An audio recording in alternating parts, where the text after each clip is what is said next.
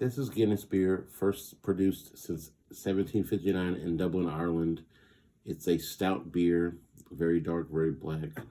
This particular one is a draft stout. That means it's nitrogenated instead of carbonated to give it a very smooth texture and velvety density to make it taste and feel as if it was right from a draft system poured at a pub.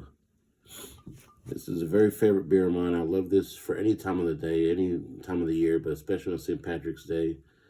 This clocks in at 4.1 alcohol by volume, and this is 14.9 fluid ounces in this can. What makes this special is there's a little ball inside of plastic. It's called a widget. It contains compressed nitrogen gas that once you pop the top and release a vacuum inside, it lets all the nitrogen to escape into the beer. And then whenever you pour it out, it's going to be very smooth and a very good head and very good texture, just like it was fresh from the draft house.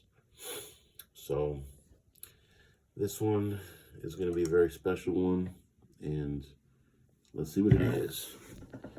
So once you pop this, you're going to hear a loud noise, that vacuum being released and the nitrogen escaping. It's going to be a weird noise. You might see a little bit of foam come out of the top, but it won't be a lot. It'll just be a little bit. And unlike other beers, this one needs to be poured hard to truly appreciate the nitrogen in it. So listen for this. This is going to be a very weird sound. Nothing to be scared of. If you watch my videos, it's just like that nitrogen Pepsi video. It's going to be a weird sound, but it ain't going to explode.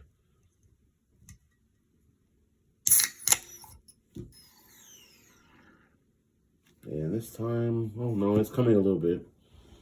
It's coming a little bit, but it's not going to be a problem. It's never going to spew.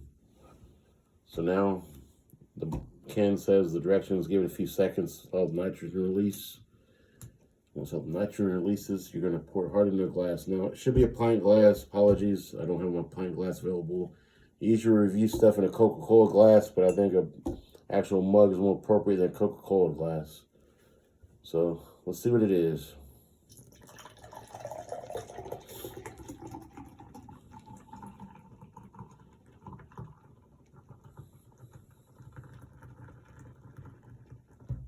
So right now, at first glance, this looks brown, murky, and as it goes up, that's called cascading. You have to let it sit. You can't drink it right away. You're going to wait and sit. As you can see right now, there's a definite edge and border between the black beer and then the nitrogen in the beer, making it appear murky and brown. That's going to change as it's called cascading as it goes up. You see the head here is very nice, very good. Now, some people, when they first drink this, they complain. They say that it tastes flat. And in a way, I understand it does sort of taste flat because nitrogen bubbles are much smaller than carbon bubbles.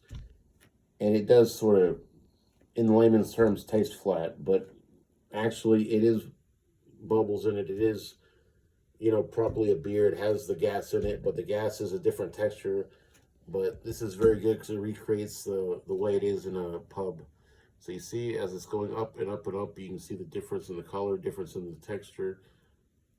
And when it gets close to the top, where it's all black, it's very dark beer. And then the brown murkiness changes, it's going to be ready to drink. Let's top that off. Let's see what it is.